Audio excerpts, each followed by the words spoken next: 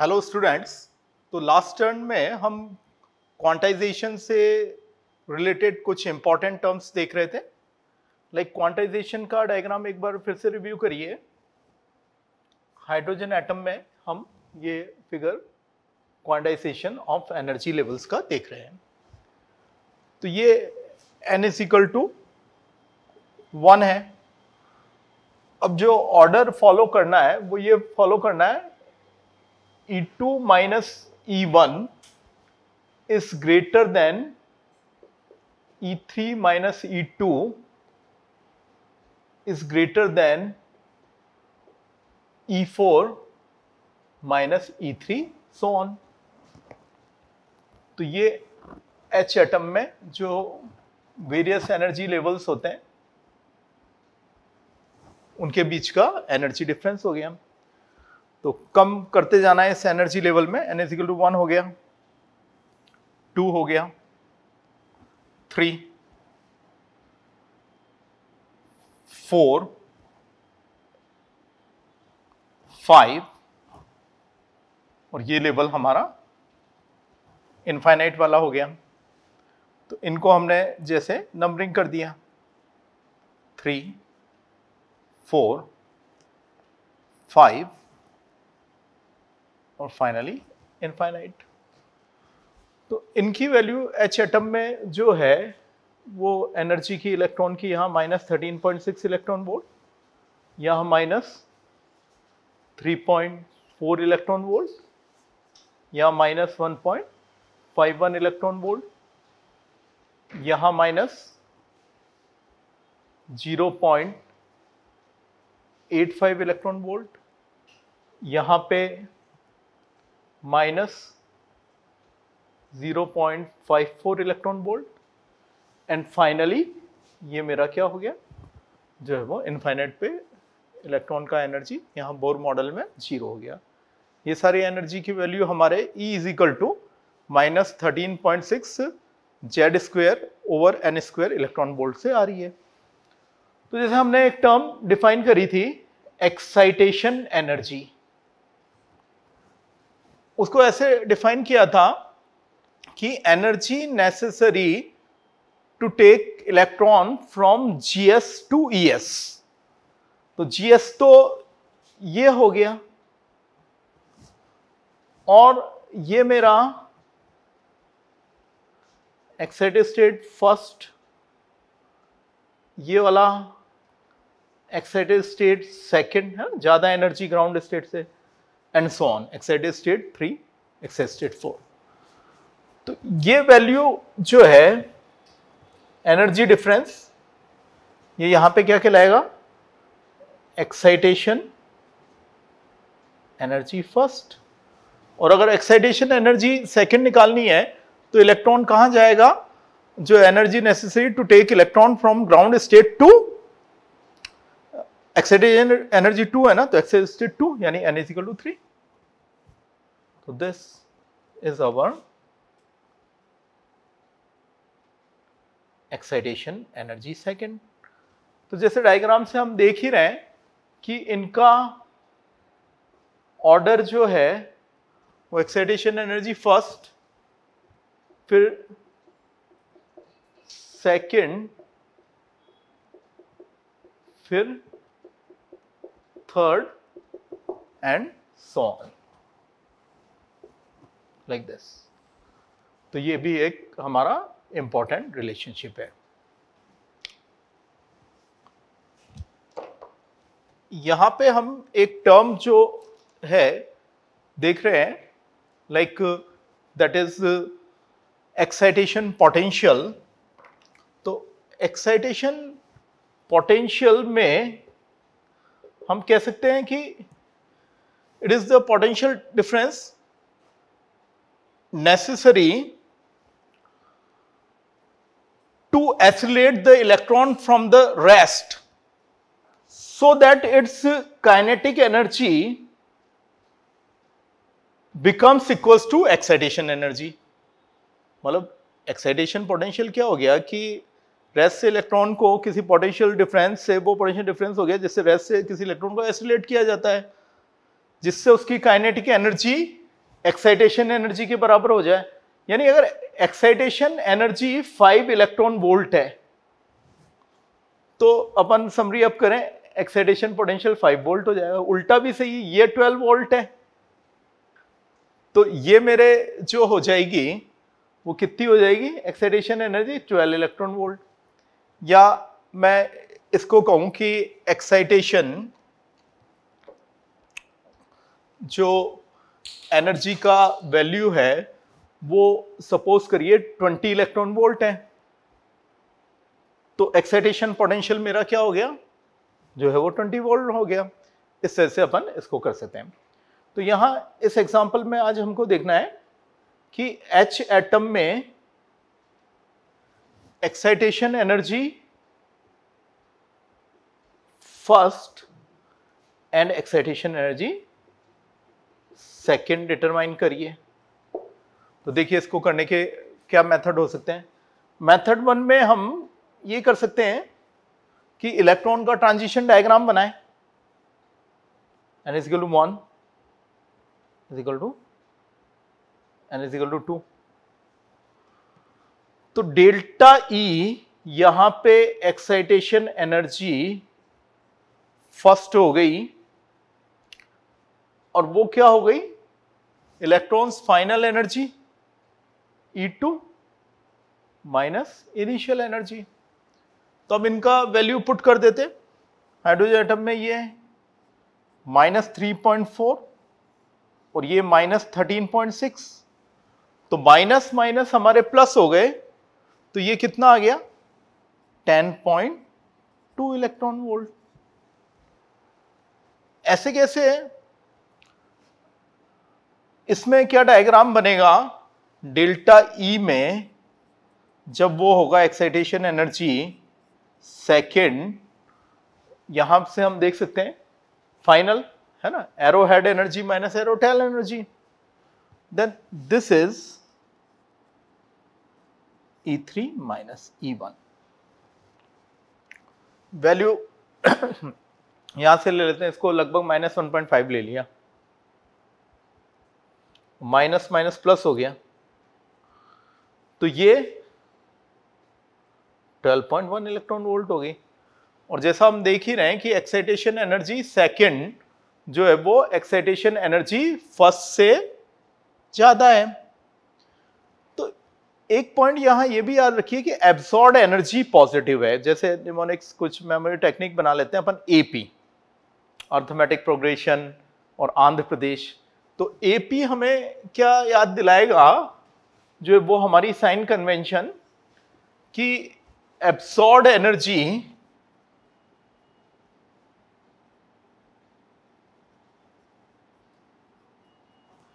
वो हमारे P for positive होगी। तो एब्सॉर्ब पॉजिटिव होती है ना, भले ये कॉन्सेप्ट एटॉमिक स्ट्रक्चर हो या अपने और चैप्टर केमिकल इक्विलिब्रियम हो, थर्मोडायनेमिक्स हो, सब में ये कॉन्सेप्ट चलेगा, टेक्निक चलेगी कि एब्सॉर्ब यानी जुड़ जाना, वो उसको कैसे साइन देंगे, एनर्जी तो एनर्जी है लेकिन वो जुड़ रही है, निकल रही है, उस हिसाब से साइन कन्वेंशन है, तो ये पॉजिटिव है। तो यहाँ एब्सॉर्ब हुई है इसलिए ये भी पॉजिटिव आई है, ये भी पॉजिटिव आई है। उल्टा होता, अगर इलेक्ट्रॉन 2 से 1 में आता या 3 से 1 में आता तो इमिटेड एनर्जी हमारे क्या होगी, नेगेटिव। उस केस में ये -12.1 हो जाता उल्टा, और ये -10.2 इलेक्ट्रॉन वोल्ट इमिटेड है ना, मैग्नीट्यूड वाइज दोनों सेम होगा। अब इस एनर्जी से कॉरस्पॉन्डिंग फोटोन की हमें वेवलेंथ निकालनी है, तो हम ऐसे भी तो कर सकते हैं, 1240 जो हमारी टेक्निक है, electron volt nanometre over lambda nanometre, तो उससे जो है वो ये लैम्डा नैनोमीटर हमें जो है वेवलेंथ आ जाएगी। Now let's move to the next term, और नेक्स्ट टर्म जो है वो हम अब आयनाइजेशन एनर्जी और जो है वो एक टर्म और लेंगे, सेपरेशन एनर्जी और बाइंडिंग एनर्जी। तो पॉइंट ये है कि जैसे ये अभी एक्साइटेशन एनर्जी निकाली, या और भी ये सब एनर्जी डिफरेंस होंगे, तो इनको हमें कैलकुलेट करना पड़ेगा। तो उसको कैलकुलेट करने का अपन एक जनरल मेथड बना लेते हैं, है ना। What is this method? Like this is E2 minus E1, है ना। 2 से मतलब मेरा n इज इक्वल टू 2 से नहीं, फाइनल माइनस इनिशियल से। तो मैं क्या कह सकता हूं इसको, -13.6 z square n2 square, minus minus plus हुआ तो 13.6 z square over n1 square. ये आ गया। जो भी हमारे ये एनर्जी डिफरेंस आएंगे एक ऑर्बिट से इलेक्ट्रॉन सेकेंड ऑर्बिट में आएगा, तो अब से अपन यही फॉर्मूला यूज करेंगे, ई फाइनल माइनस ई इनिशियल करने की बजाय ऐसे कर लिया करेंगे। 13.6 z square over 1/n1 square minus 1/n2 square. अब मैं आपसे पूछता हूं कि यहां एक बेसिक एरर है। अभी ये फॉर्मूला लिखा हुआ है, बहुत से फॉर्मूले तो ओपन फॉर्मूले होते हैं towards to any unit system, ये यूनिट अटैच्ड है, तो इसमें साथ में क्या लिखना चाहिए? Electron volt. This is a very very important formula for this electron transition. देखिए, इससे एक्साइटेशन एनर्जी फर्स्ट या सेकंड जो भी है फटाफट निकल जाएगी। अभी अपन ने किया था उसका ये एक तरह से सॉल्व करने का मेथड नंबर 2 हो गया कि 13.6 इंटू 1 का स्क्वेयर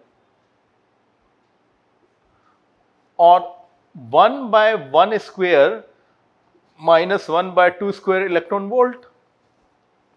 तो ये क्या हो गया? 1 माइनस 1/4, तो ये क्या हो गया? 3/4 हो गया। तो 13.6 इंटू 3/4, तो ये क्या आ गया? 10.2 इलेक्ट्रॉन वोल्ट। और जो है वो हमारे ये एक्साइटेशन एनर्जी यहां से भी दिख ही रही है, अभी पहले मेथड 1 में भी निकाली थी, और यहां भी E5 इनिशियल करने से। तो ऐसे हम, this is the very important formula. Now let's move to the next important term related to with the quantization of energy levels in H atom, that is ionization energy. तो ionization energy को हम कैसे define करेंगे? It is the energy necessary to take the electron here from ground state to infinite. This is your ionization energy. अब वो periodic table में पूरा आता है कि सिंगल एटम हो, गैसियस स्टेट हो, मोस्ट लूजली बॉन्डेड इलेक्ट्रॉन है, उसको अप टू इनफाइनाइट तक ले जाने में जो नेसेसरी एनर्जी होती है वो उसकी फर्स्ट आयनाइजेशन एनर्जी होती है। वो सब अपनी जगह वहाँ ठीक है। यहाँ तो अपन इस रूप में समझ रहे हैं जो है वो यहाँ क्वांटाइजेशन ऑफ एनर्जी लेवल में कि भाई आयनाइजेशन एनर्जी इलेक्ट्रॉन की क्या है, and necessary to take it from here GS to where n is equal to infinite. तो like this is a very good question. Determine ionization energy for following in Bohr's model, like H दे दिया, He+ दे दिया और एक Li+2 दे दिया। तो सबसे पहले तो यहां पे डायग्राम से ही कर लो भाई। सॉल्यूशन में हम ए के लिए कर रहे हैं, नेगेटिव में हम क्या जोड़ें कि वो 0 हो जाए? तो ऑब्वियसली सेम अमाउंट में पॉजिटिव वैल्यू। तो ये हो गया, यहां से क्लियर है। बी मेथड 2 क्या हो सकता है? डेल्टा ई फाइनल माइनस ई इनिशियल 0 माइनस 13.6, तो अगेन 13.6 इलेक्ट्रॉन वोल्ट हो गया। लेकिन जैसा मैंने बोला कि मेथड थर्ड देखो इसको करने का, मेथड वन किससे था बोलो, डायग्राम से था। तो मेथड थर्ड मैंने क्या आपको सिखाया कि यहां पर हम जो है अब ये क्वांटाइजेशन ऑफ एनर्जी लेवल्स में ये डिसकंटिन्यूअस जो वेरिएशन ऑफ एनर्जी है उसमें ये फॉर्मूला यूज करा करेंगे, delta E is equal to 13.6 z square 1/n1 square minus 1/n2 square electron volt. Like this will be our main formula.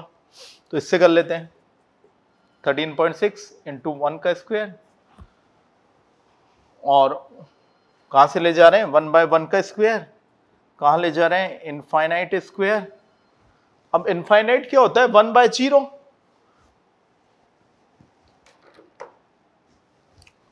तो यहां पे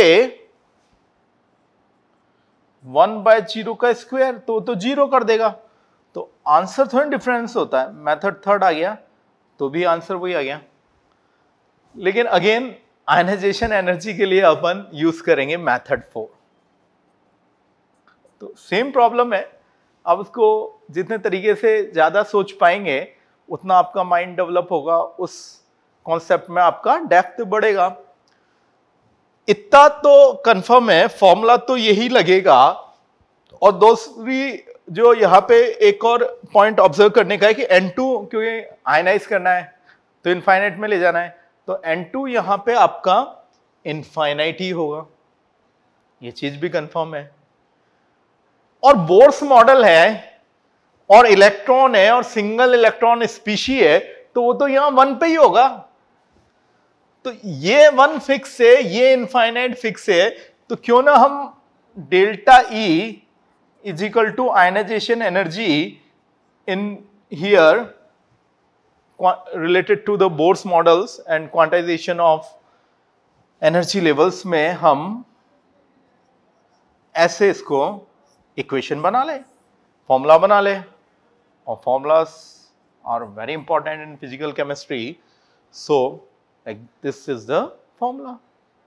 सो put the value and get the answer, बढ़ना ही है। He+ में क्या करना पड़ा है, हाइड्रोजन में तो Z1 है, He+ में Z2 है और Li+2 में Z3 है, तो ये आंसर फटाफट आते जाएंगे। तो इस तरह से हम इसको 4 मेथड से कर सकते हैं। अल्टीमेटली मैं जो प्रेफर करूंगा इस मेथड से फटाफट कर लेंगे, जो है वो डायरेक्टली जो है वो आयनाइजेशन एनर्जी हमें सिंगल इलेक्ट्रॉन स्पीशीज की अगर निकालनी है। लाइकवाइज अब हम नेक्स्ट टर्म यहां पे ले रहे हैं क्वांटाइजेशन ऑफ एनर्जी लेवल्स से रिलेटेड, और वो टर्म है सेपरेशन एनर्जी।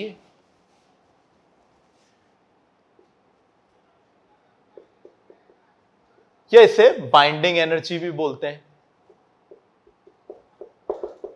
अब मैंने जैसे अभी आपको एक्साइटेशन एनर्जी में बताया कि 10 इलेक्ट्रॉन वोल्ट की एक्साइटेशन एनर्जी तो 10 वोल्ट का एक्साइटेशन पोटेंशियल, तो ऐसे ही 13.6 इलेक्ट्रॉन वोल्ट की आयनाइजेशन एनर्जी, तो पोटेंशियल में क्या है, इलेक्ट्रॉन यूनिटी तो चेंज करनी है, मैग्नीट्यूड तो वही रखना है 13.6 वोल्ट।